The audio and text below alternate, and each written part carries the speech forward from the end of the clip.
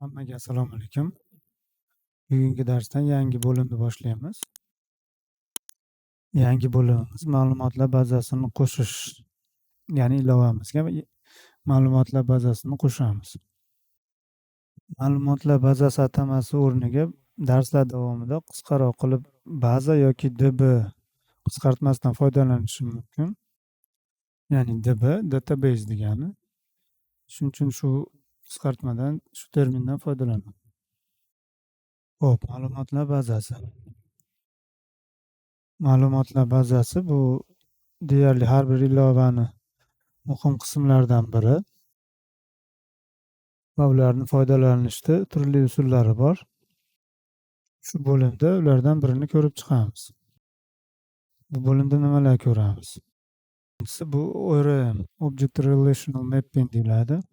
ORM obyektlar va ma'lumotlar bazasidagi jadvallar o'rtasida bog'lanishni, o'ziga xos ko'prikni ta'minlaydi. Ya'ni biz SQL so'rovlarini yozmaymizda bevosita, balki klasslar orqali ma'lumotlar bazasiga so'rov jo'natamiz. Buning uchun ORM javobgar bo'ladi. Masalan, product klassi product jadvaliga, tablitsasiga bog'lanadi. Bularni ko'rib chiqamiz endi. ORMning turlari ko'p.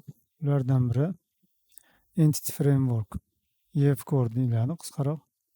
EF-Core bu Microsoft tomonidan ishlab chiqarilgan va qo'llab-quvvatlanadigan ochiq manbali ORM hisoblanadi. EF-Core ko'p turdagi ma'lumotlar bazalarini qo'llab-quvvatlaydi. SQL Server, SQLite, Postgres. Kursimizda SQLite'dan foydalanamiz. Tepada aytganimizdek, biz ma'lumotlarni saqlash uchun tablitsalar, ya'ni jadvallardan foydalanganimiz uchun jadval va sxemalarni dbcontext deb nomlangan klass orqali boshqaramiz. Shu dbcontext ma'lumotlar bazasi bilan ishlaydigan asosiy ko'prik bo'ladi. Ya'ni bu Entity Frameworkning asosiy klassi hisoblanadi. dbcontext qanday vazifalarni bajaradi? U ma'lumotlar bazasiga ulanishni ta'minlaydi. CRUD operatsiyalari, ya'ni create, read, update va delete operatsiyalarini amalga oshiradi. Shu oldin aytganimdek, jadval, ya'ni tablelar va obyekt klasslar o'rtasidagi bog'lanishni ta'minlaydi va migratsiyalar orqali jadval strukturasini yaratadi. Jadval strukturasini yaratadi va yangilaydi. Migratsiyalar. Bazadagi sxema o'zgarishlarini qo'llash yoki bekor qilish uchun migratsiyalarni ishlatamiz. Ma'lumotlarni saqlash uchun SQLite'dan foydalanamiz. SQLite afzalligi qo'shimcha server talab qilinmaydi, o'rnatish shart emas, yengil va kichik ilovalar uchun juda qulay. Shuning uchun undan foydalanamiz.